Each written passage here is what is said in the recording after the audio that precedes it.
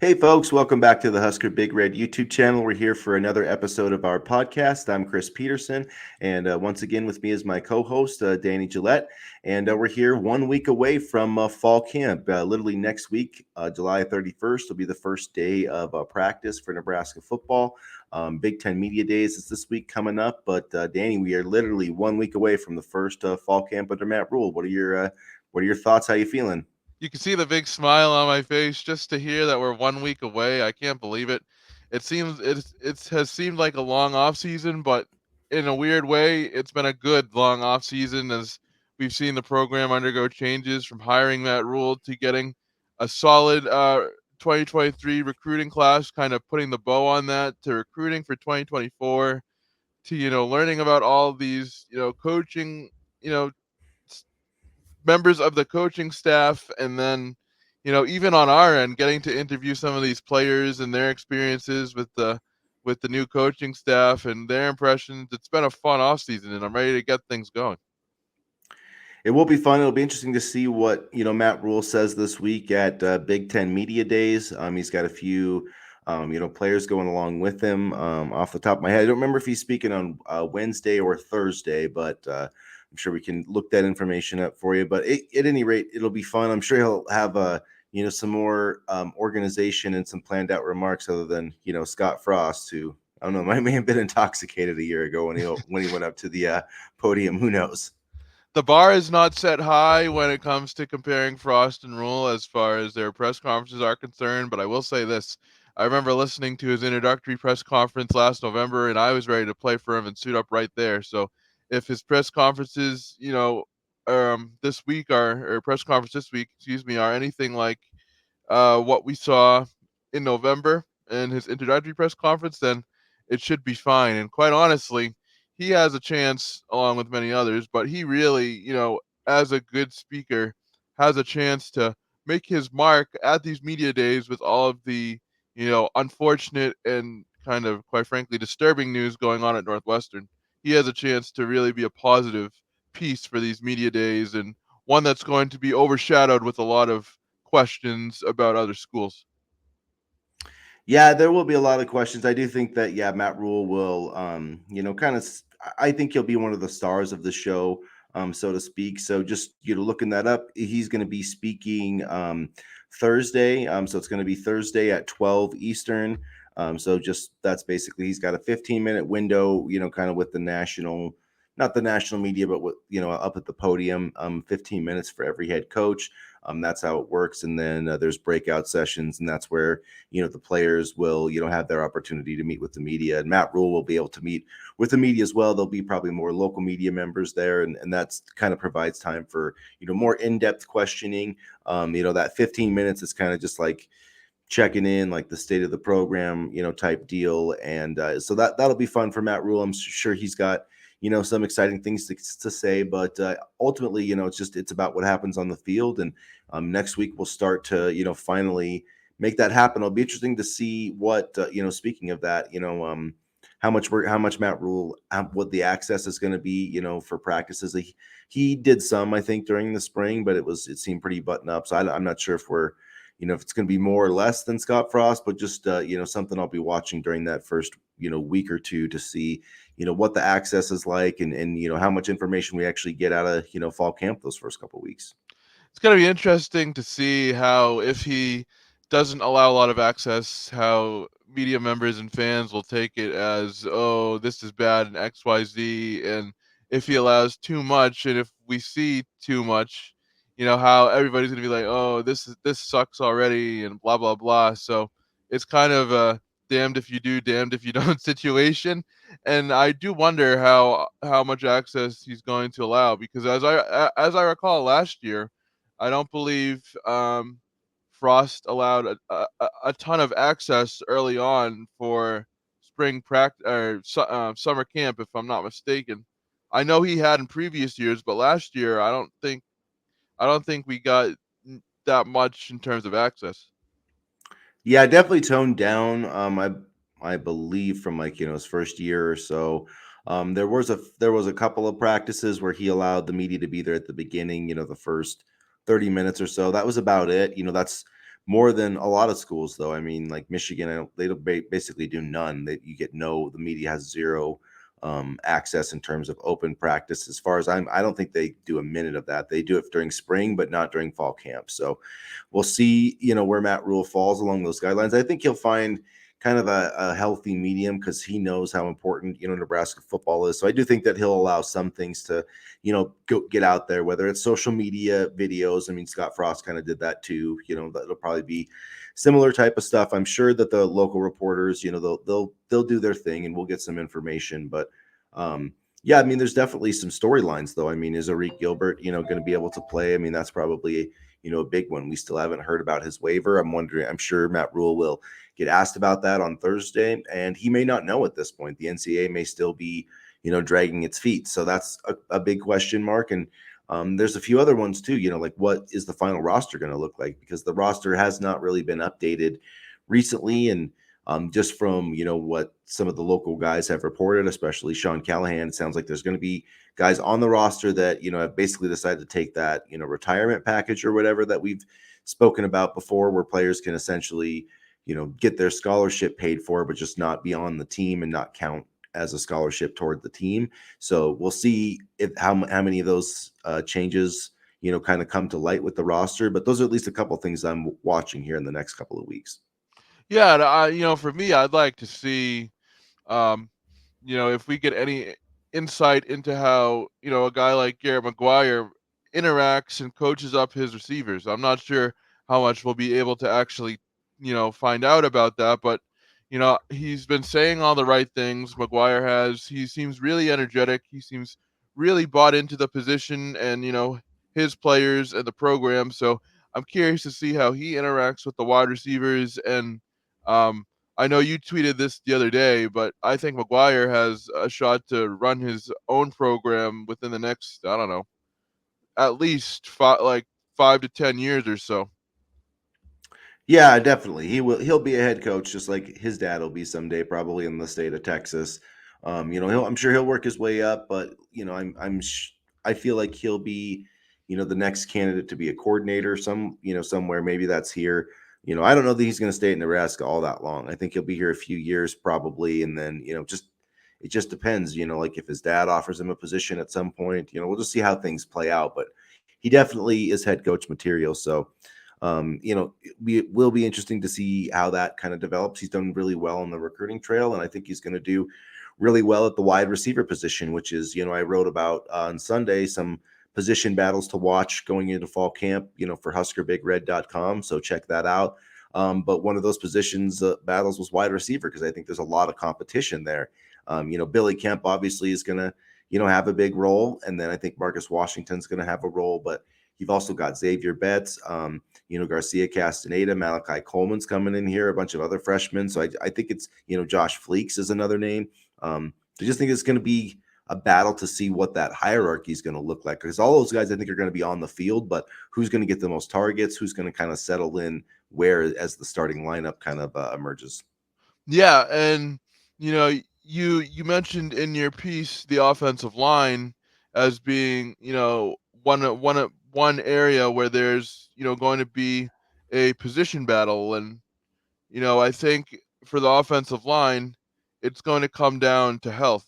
I mean, as you wrote in your piece, as long as, Teddy Projaka is healthy, then he'll be at the left tackle spot. If not, you mentioned Turner Corcoran, which I could definitely see as well as a guy that could play there. And I think the health of Projaka specifically is going to be important for how the rest of the line functions because, he's battled some injury issues over the past couple seasons. And, his health this year, I think, is going to be extremely important, if nothing else, for continuity at a position group that between coaches and personnel has not had a ton. And he's I mean, he was a top 100 recruit. I mean, he's 6'10", whatever the Yeah. size is. I mean, that's almost too big to me, but and maybe that's part of the reason he's had injury problems, but he's only started 5 games. He's played pretty well when he has started, so that he's kind of teased that a little bit. I mean, last year was I shouldn't say he played well last year. Last year just was just a disaster. He shouldn't even have been out there. Frankly, those 2 games that he just wasn't healthy, and you could see that. Yeah. But I think that shows how important he is. And there wasn't really another. I mean, we saw that, Turner Corcoran struggled at left tackle last year, and I think he'll do okay this year, but that's not an ideal solution. Otherwise, he would be the starting left tackle. Right. If that was the Yeah. best option, he would be the number one option. But I do think, honestly, I do think it would not surprise me at some point if Gunnar Gatula, got a shot and just kind of took that over. I'm not saying he's going to be, the best left tackle Nebraska's ever had, but at the same time, what you're going to get. He's going to work hard. He's going to play hard. And, while he's not necessarily, I don't think he's going to, be able to block some of the guys like from Ohio State, for instance, one-on-one. I think he's going to be able to hold up pretty well against most players. And you know what you're going to get. So it wouldn't shock me if he got, some playing time at some point, if Teddy gets hurt. But yeah, I definitely am interested to see how long he's able to, hold up, and if he can hold up for an entire season. If him and Jeff Sims can be healthy for an entire season, then the whole outlook, I think, changes for Nebraska football. And if they don't, if Jeff Sims doesn't stay healthy for an entire season, then we might be in trouble. I was talking to somebody over the weekend, and they seem to be impressed with what Chuba Purdy has been able to do, so far. But I'll believe it when I see it on the field. I mean, it's one thing, to be able to do it in practice, and it's another thing to be able to do it over the course of a game, because we've seen a lot of practice quarterbacks, sling the ball around and we get excited. And then, next thing you know, they come into a game and it looks like they don't know what they're doing whatsoever. So, I mean, I would love to see. I'm honestly, this isn't a position battle that's, a must watch, but I'm curious to see who can emerge as the backup quarterback, because we may need, you know, Jeff Sims or a Heinrich Harburg, or, you know, at some point this, excuse me, did I say Jeff Sims? I meant Chuba Purdy or Heinrich Harburg at some point this season. I mean, I'm, I want the line to be better, but we need to plan like it's gonna be a position that's still kind of iffy. And that's where, you can see it. It is a little bit thin, especially, with Smothers leaving too. And yes, I mean, Purdy's really the only experienced guy that you have. So I feel like he probably would be the number 2 option, although I know Harvard kind of brings that, running athletic element. They have brought in some other, walk-on type quarterbacks, but I don't know if you want to be in a situation where one of those guys is playing. And Yeah. so, that's why it would have been nice if they could have added a 2023 quarterback, but look, it is what it is. That's just how things worked out. And I think they feel good about the position with Daniel Kalen coming in, for next season. And hopefully he doesn't have to start right away. I'm not saying that he can't or whatever, but that just would mean, I guess that would mean some good things, because Jeff Sims probably had a great year and moved on. So maybe that would be, Yeah. a good thing. But yeah, we'll see. That's always been my concern about Jeff Sims. I don't think he started more than like 9 games or something. Maybe isn't even that. Could be 10, but whatever. He's never started a full season, and I know he was surrounded by the best teams at Georgia Tech, and so we'll see how it all works out. But keeping him healthy is like the number one priority. Like, he needs to know, like, if there's one of those run plays where you need to just like slide and you need to get out of bounds, Yeah. because 1 yard, even if it's for a first down, like, it's not worth sacrificing his health, because the drop off, I think, is going to be significant to QB number 2, whoever it is.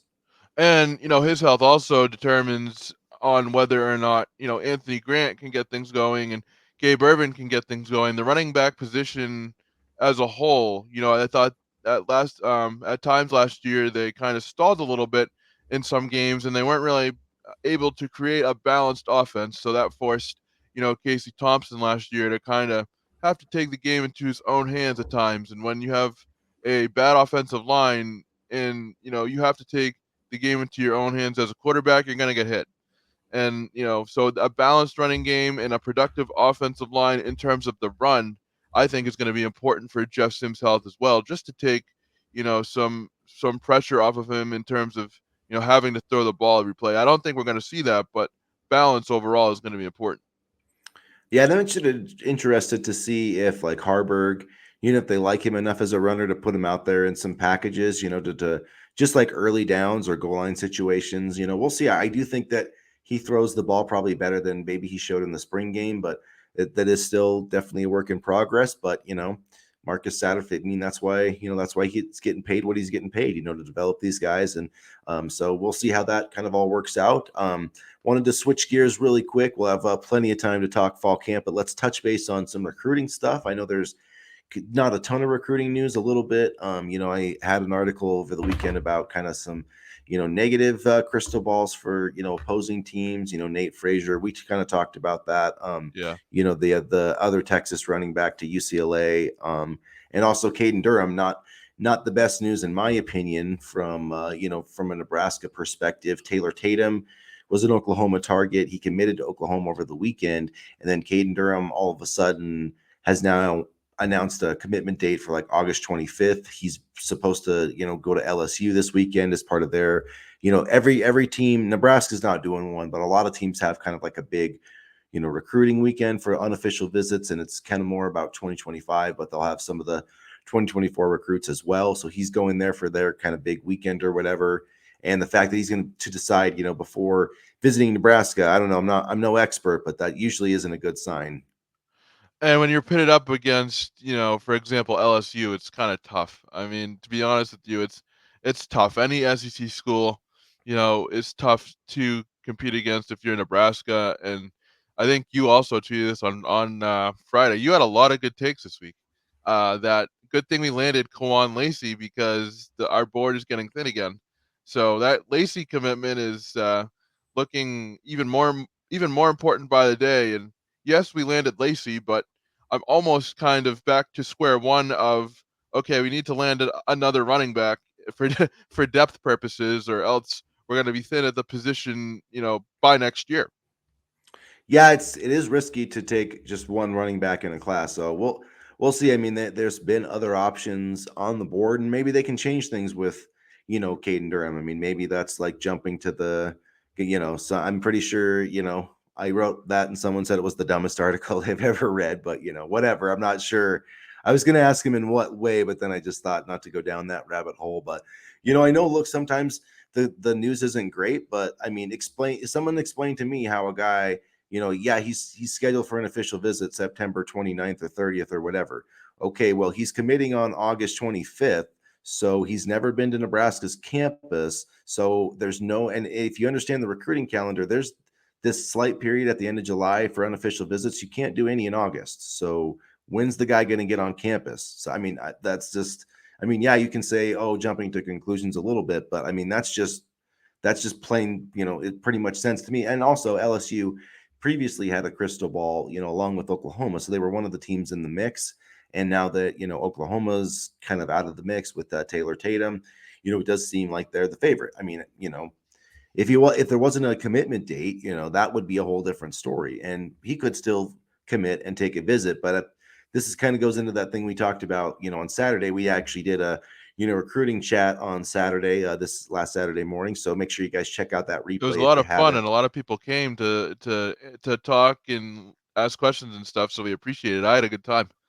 Yeah, we did. We're going to actually start doing more of those live streams and chats. I think we'll do another one this Saturday, and we'll do one each Saturday as the season approaches and on game days and stuff to kind of get you prepped up for each Nebraska game. Although we do have some, as we were talking about, that aren't on Saturdays, so we'll have to adjust our thinking there. I know the But schedule is not very friendly to people who work. Even you guys, the fans. I mean, you guys are gonna have to rush home to see the Illinois game, and Minnesota's on a Thursday night. So I don't know. I mean, it's a weird schedule this year. Iowa, obviously, that's I shouldn't say always, but a lot of times on Friday. So that's kind of normal. But the schedule's really weird this year.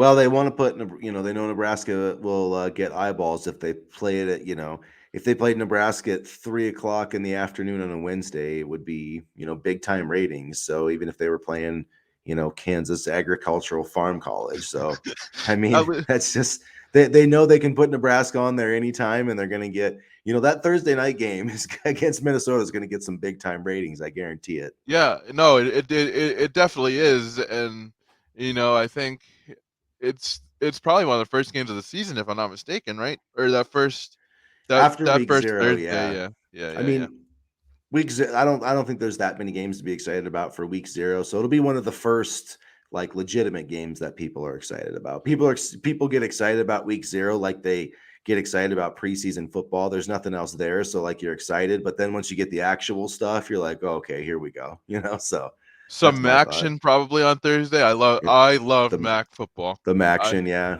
I I love love MAC football.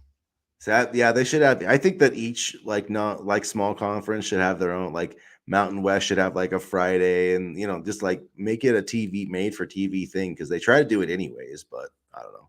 Well, the problem with the Mountain West and even like the Pac-12 is that their night games, for example, start at like 10 p.m. my time. So it's like, all right, I'm up till 2 a.m. watching, I don't know, Boise State and Idaho, and I'm sleepy. And I stayed up for Boise State and Idaho, not Alabama, LSU. So it's like, I don't know. Yeah, yeah, they should have. Yeah, the start times are kind of brutal, but at any rate, I did want to touch on some official visitors coming this weekend.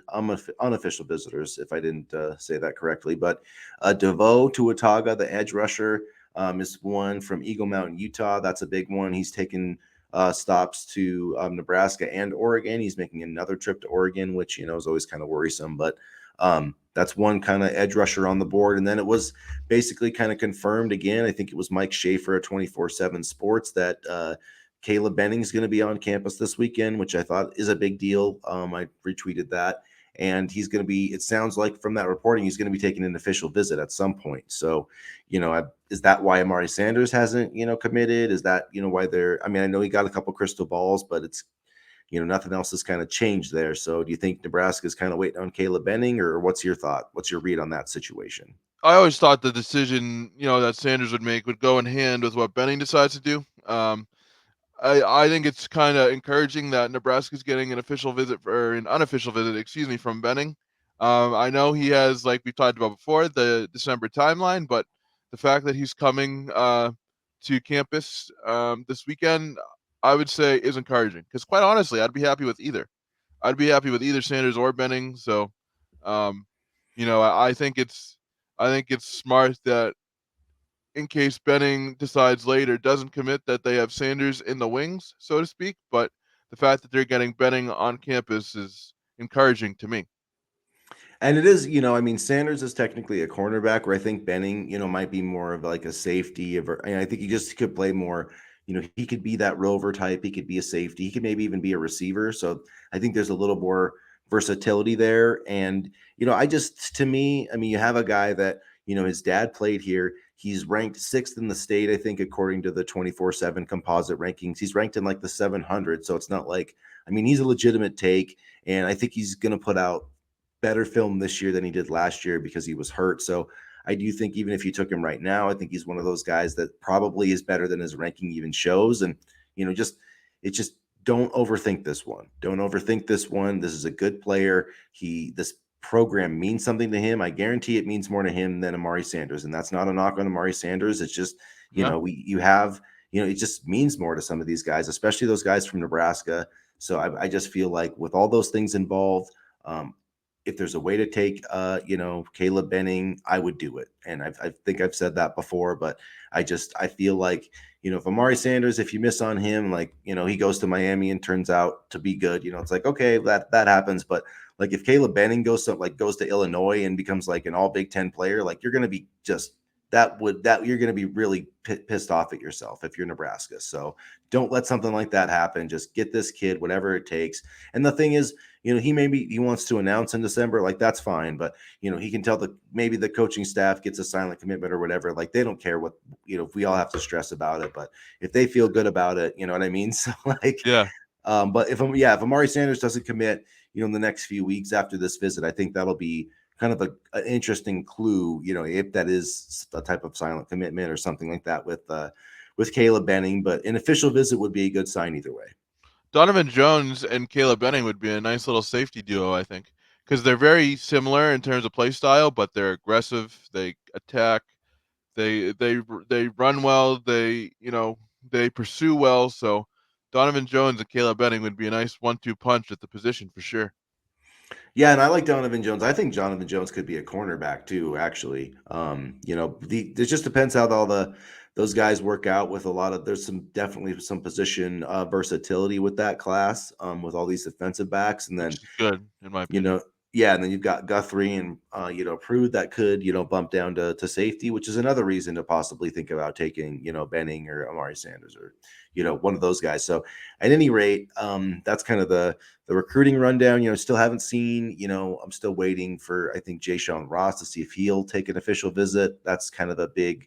That's probably one of the bigger things I'm waiting for, along with a Grant Bricks timeline. And we really talked about Brandon Baker a lot on the stream on Saturday. So if you want to know about Brandon Baker, go rewatch our live stream from Saturday, and you can get all our thoughts there. So We gave Brandon Baker exactly what he wanted: more free publicity. more free publicity, yeah. So, but anyway, until he steps foot on campus, I'm not taking that seriously. So at any rate, in terms of actual things that happened, Fred Hoiberg got a 2023 commitment on Saturday. Matar Diop. I don't know if I'm pronouncing that right. Probably not. But interesting player from Senegal. Was in the NBA Africa camp, which is he actually had some decent offers. Seton Hall offered him, Arizona State, Charlotte. So there was a few mid-major, high-major teams that were in the mix. 6'9". I don't know how much you've kind of watched, of his game, Danny, but I think there's a lot, to like with this kid. There's a lot to like, and there's a lot of room for growth. He's only 19 years old, and I think he'll be able to provide another sort of rebounding presence for Nebraska. And he's not going on the trip to Barcelona with Nebraska. They're going to Spain this Friday, and that he won't be on the trip at all, but he is in the class and they have one scholarship remaining. And I'm just looking at the roster breakdown right here, and I got to say, it looks pretty solid. I mean, it looks pretty solid. Diop, adds to a freshman class that includes um, Ramil Lloyd as a redshirt freshman, Eli Rice, Henry Burt, Cale Jacobson, and then you have, of course, some of the big contributors from last year. Sophomore Sam Hoiberg, Jamarcus Lawrence, and then there's a lot of veteran talent on this team with C.J. Wilter, Aaron Ulis, Bryce Williams, Juan Gale. So this is a very balanced roster, and Diop just added to that, and you know more than just adding to the depth piece of it. This also gives Nebraska another player to develop and build, in the program. 6'8", 210 pounds as a 19-year-old is pretty solid, and he's still got a lot of room to grow. Excuse me. Yeah, I think there's a lot of reasons, this makes sense. I don't see, like I wrote in my kind of three thoughts on his commitment for HuskerBigRed.com. I don't see him being a huge factor on this year's team. I actually think No. he's probably going to redshirt. But the thing about it is that, if you have injuries, if Blaze Cada gets hurt, if you need some, like this guy can play. I think, especially he could help you on the defensive end. Watching his highlights, he's really good in those, ball screen situations. I think he's going to be a guy that, can switch a lot of screens. Excuse me. So I like that about his game, and most of his scoring was around the rim, but he did make some shots. So I just think if anybody can help develop him, it's going to be Fred Hoiberg for the future. And truth be told, we saw what injuries did to the program last year, and then we had, players like Lawrence and Sam Hoiberg, like those guys step up as well. So, I think, injuries can happen, and while I think that he may not be able to play right away, at least Nebraska has a body that they can put in there if they need to, because injuries seem to come up at the worst time last year, and somehow Nebraska was able to battle through it. But it's not something that you like to prepare for. And they needed some front court depth. They needed another guy that potentially could be like a rim protector, and add more size. And I compared him to Eli Rice in the sense that Eli Rice took like an extra prep year and then went to IMG Academy and then signed this year. Um, Diop did a similar thing. He was at a prep academy last year. Some of the recruiting sites even had him as a 2024 recruit. So that's why there was kind of some question when he first committed if he was coming on this, this year's team or not. So I like the idea of him instead of like, spending another prep year somewhere, spending that redshirt year at Nebraska. I just really think, he's the kind of guy that maybe in a few years, I think could potentially get drafted. I mean, he's going to be one of the best athletes on the roster. And I just think, with Fred Hoiberg being able to kind of teach him all the fundamentals and not needing him right away, potentially next year you could see him in a backup role, kind of like what Blaise Keita did, this past season for Nebraska. But really, this is more like 2 years down the road. Maybe this guy could be, like a top eight, like someone who could play like 20 minutes a game for you. But that's how you have to think if you're Nebraska. And so I like this move long term. Yeah, and we saw um Nebraska landed a recruit in April whose name I'm blanking on, but we talked about him as somebody that the program could develop as well. Now with Diop, that gives them another player to develop, and we're seeing more developmental pieces come into the program. Whether or not Fred Hoiberg will be around to see that necessarily depends a lot on this year, but it's good to see them try to get pieces that they can at least work with for more than a year and not have to rely on the transfer portal or, quick fix rosters, so to speak. And one thing to touch on with Fred Hoiberg, and the commit. So yeah, Nick Yep. Janowski, Janowski. Yep. Janowski. Yeah, I don't want to shouldn't call him Janikowski, the kicker guy, but Janowski, the really good player from Wisconsin. So getting a player from that state is big with the how strong the Badgers are in basketball. But Mm, looking at the non-conference schedule, I'll say this: if the Huskers played the schedule they're playing this year, if they had played it last year, they would have easily made the NIT. Probably would even have been in the bubble mix. They just had a really hard schedule last year. This year, there's they more did. home games. So I feel like it just is more conducive to, like a 17 to 20 win season. And that's what Fred Hoiberg needs. I do believe this is a roster that can compete for an NCAA Yep. tournament berth. But the floor to me is the NIT. They've got to make the NIT, and I think the schedule sets up pretty well. So yeah, if they have a losing season this year, then Fred probably will be gone. But I don't see that happen. I definitely think that this program is finally took a couple more years than we all thought with Fred Hoiberg, but I think he's finally got it trending in the right direction. And you look at the roster itself, there's a lot of, veteran pieces on this team as well. Probably the most veteran laden team he's had. So everything's lining up for him to succeed and have a big year as a head coach. And I think this team gives him an opportunity to be competitive not only for those non-conference games, but also in the Big Ten as well, due to that experience and the multiple ways that they can score. Yeah, I mean, getting K-Save back. I mean, he looks great. Mm, In that he's been playing with Japan. I think Ulysses. He's been a starting point guard in the Big Ten at Iowa, and and Fred. The thing that intrigues me about him, Fred talked about his shot. I mean, if anybody can teach someone how to shoot the ball, man, it's Fred Hoiberg because yep. that's what he can do. The mayor, back at Iowa State. So I feel like if they can, in Jamarcus Lawrence, I'm really excited about. Juwan Gary was really good when he was healthy. I think Bryce Williams is one of the most Yeah. underrated additions. So there's a lot of versatile pieces. I like that Nebraska, can play a smaller lineup. They can go big if they need to. I mean, they could have, Lawrence at point guard. They could have Bryce Williams. They could have Casey at the two, Bryce Williams at the two.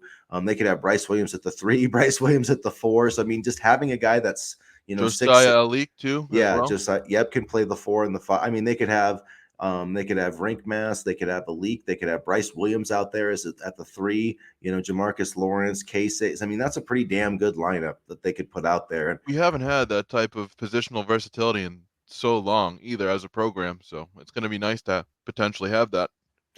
And I mentioned this too. There is one open scholarship. It wouldn't bother me if they gave it to Sam Hoiberg, but not that he really. I'm sure that he's getting fine paying. That I don't even know if he has to pay for tuition. That his dad's the coach, because at some places if you're like a university employee, it's a pretty common thing. So he probably does. So, I mean, outside of just like a respect thing, because I do feel like he earned a scholarship. If he wasn't, like if he wasn't Hoiberg's kid, he probably would be closer to getting one. You know what I mean? Like Yeah. I feel like there's a higher standard that he almost has to reach because he's Fred Hoiberg's kid, but He played well. um, I he mean, did. So either way, I feel good about him. It's kind of like the lower end of the roster as terms of playable guys this year. And I just think they'll probably leave that scholarship open if there's somebody that comes open mid-year, or somebody even, I mean, guys are still like literally hitting the transfer portal like today. So who knows what could happen in the next week or two. Yeah, and I think I'm actually excited about basketball season. I really am.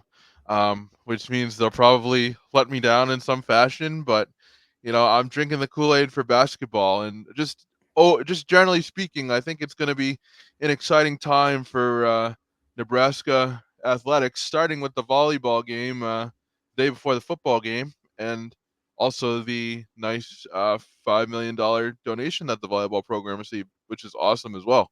I mean, if you want good programs, you need some help in order to be able to field them. And the fact that the volleyball program was able to get that is first well deserved, and secondly sets them up well for the future in many ways. Yeah, I think it's awesome that it just shows the investment, in women's sports, and the program. I think that Yeah. they're set up to be a national title contender for years to come. And you mentioned, you're excited for men's basketball. The women's team, I think, has a Yeah. great shot to get back to the tournament this year with some health. They got Darian White from Montana State, who I think is really going to Yeah. help. Jazz Shelley's back. Volleyball, is going to be right there in the mix, to be a national champion again. And Nebraska's going to be going to a bowl game this year, so it's all going to work out, Husker fans. Well, and watch out because the fans are gonna clip this clip that you just said, and then they're gonna use it against you when you write future articles. So I'll hold my tongue for now, but I'll say that I'm very excited. I really am very excited, and it kind of all starts with media days this week. So I'm very excited for all this to unfold, and I just love football. I'm excited for any type of football to come on. I don't care. I know I said I care if I'm watching Boise State and San Jose State at 1 a.m., but honestly, I don't care. If it's football, I'm all about it. It is the greatest game that there is. No matter, I mean, I know the soccer people say it's their game, their game's the best, or baseball, but I think that football is the greatest game that there is. So, basketball is probably number two, but I also do like baseball. So, I mean, whatever. I don't want to get into that debate, but at any rate, if you want to keep up with all of those sports, Nebraska athletic, make sure that you hit the subscribe button here to our YouTube channel. We're really trying to, keep that push towards getting 1,000 here by the time the season starts. So that would be great if you can help Yeah. with that. But hit the like button and comment too. We're gonna have another stream, I think, for Saturday. If there's other times that work though, guys, we're flexible, so we're trying to kind of plan out a better schedule going forward for our other broadcast shows outside of our Monday podcast here. But we really appreciate your support. Hit that share button and make sure you got your notifications on, so whenever we come live or we have a show, you don't miss it. And make sure you share it with all your friends so they don't miss our Husker content either. Yeah, and thank you for your help in growing the channel. And we're looking forward to a really good season, and we're going to be doing as much content as you want. And give us some ideas, please, because sometimes we run out of ideas. So if there's anything that you guys want to see or hear, or any segments that you want us to do, please let us know. And I'm excited, man. It's coming up. It's coming up. I'm fired up. So I mean, it's gonna be a good couple weeks here. It is going to be a good couple weeks. We've got some exciting things coming down the pipe. So make sure you check out huskerbigred.com. We're going to have some really cool new merchandise to show Yeah. you. So when we got all that live, we will bring it to you. And as always, go Big Red. Go Big Red.